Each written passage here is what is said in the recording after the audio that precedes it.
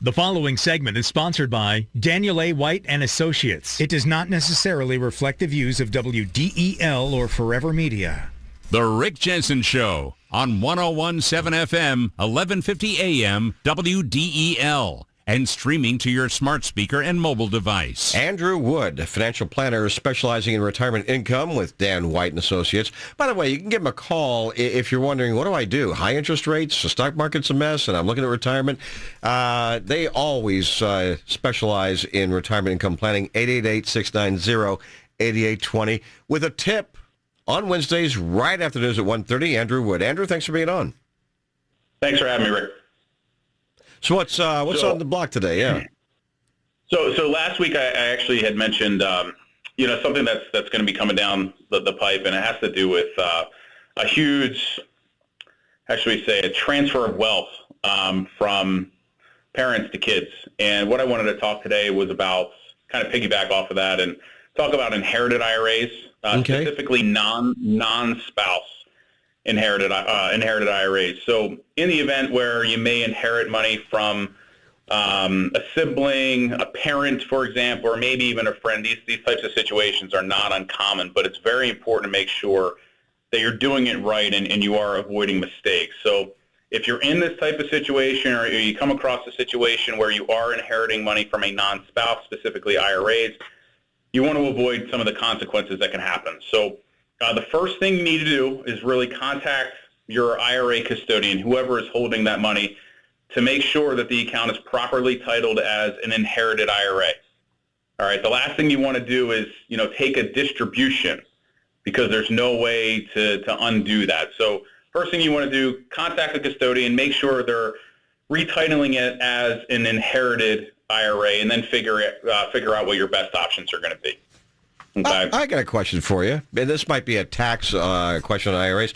So you talk about a relative, sibling, parent, things like that. What if it's a very, very wealthy, appreciative listener to the Rick Jensen Show, and he or she says, gosh, you've given me such entertainment. I'd like to leave you and Randy a couple gazillion dollars and a 1969 Dodge Charger. Now, would that be handled the same sort of way or differently? Well, it depends on what type of accounts, what type of assets. Are we talking about IRAs? Are we talking about after tax? That type of thing. There's a lot of different things behind that. I don't think the Charger would be in an IRA, but if the other one's in an IRA, if it's in an IRA and they're not related to you, would it be handled the same way or would it be different? Sure, absolutely. Okay, good to know. Thank you. Yeah. So here's the thing in terms of options. So in wake of the Secure Act, which we talk about all the time, and Secure Act 2.0, most non-spouse beneficiaries, they can no longer take advantage of what we call the stretch IRA. The stretch IRA, if you inherited money prior to 2020, non-spouse beneficiaries had the ability to take distributions over their life expectancy, over their entire life expectancy, so which could be 20, 30, 40, 50 years, depending on how old they were when they inherited the account. Non-spouse beneficiaries who are not what we call eligible designated beneficiaries are not forced to take a lump sum now, but they do have to spread the distributions out, or they can spread it out over a 10-year payout period. All right, so again, no longer life expectancy. It is going to be over a much shorter period of time, which is going to be a 10-year period. And when did that begin? Andrew, when did that begin, actually? Yeah, so that was when the Secure Act passed. That was the end of 2019, so 2020 we'll call it. Yeah. All right. Now, so that's one of the issues. Obviously, it's a much shorter period of time. It's important to understand, and the IRS has waived some of these payments, specifically for 2021, 2022, and 2023, because there was confusion over the rules. But if that person who had passed was already receiving RMDs, you may still have required minimum distributions going forward, okay?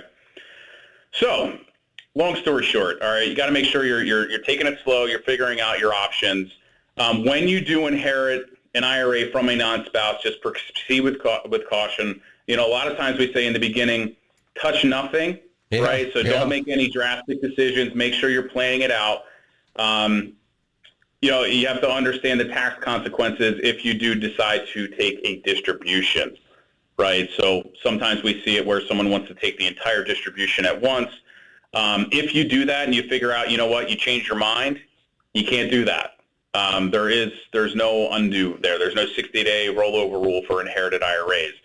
Now, that doesn't say you can't transfer that inherited IRA. You still can do that, but if you move it into an inherited IRA and want to transfer it from one company to another, it just has to go through a trustee-to-trustee transfer. You should not receive that cash. It should be a transfer from one custodian to the other in the same title, inherited IRA to an inherited IRA. I'm glad you guys are studying this stuff, because you're sitting there with these letters from attorneys or maybe Vanguard or something. You're thinking, what do I do with this? Well, here's an idea. You can call Andrew. There you go. Very good stuff. He's at 888-690-8820. Every Sunday at 7 a.m., Dan White has a broadcast here on WDEL. What's on tap for this Sunday? So he's going to talk a little bit about estate planning, the why and how behind your estate plan, and why you should look at it sooner rather than later.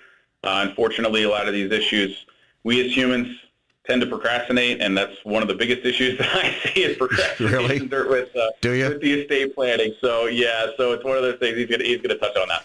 All right, good stuff. Here in Delaware, a state where, if you want, you can actually write your own will. Just get two people you know to sign off on the darn thing. Has that been problematic? Maybe we could talk about that sometime in the future, if you've ever seen that to be a problem, where people say, I'm going to save quite a few $100s here and put together my own will, which you can here in Delaware. Can we talk about that sometime? Absolutely. It's amazing to me. I kind of joke about it, but Google has made us experts in every topic, or we have the ability to become experts in every topic. What I always tell people is, look, go to the experts who do this. This is what they do day in and day out. So, from an estate planning standpoint, same thing. You want to work with a professional. And you are, and I'm really glad you're calling with these tips, Andrew. Andrew Wood with Dan White and Associates. You can Google them, just Dan White and Associates, because their website's really long. He did a long early adopter, DanWhiteandAssociates.com. And listen for the show at 7 o'clock in the morning here on 101.7 FM, 1150 AM, and streaming at WDEL.com. Thanks, Andrew. Have a great rest of the week. You too. Thanks, Rick. Go Phils. All right, go Phils.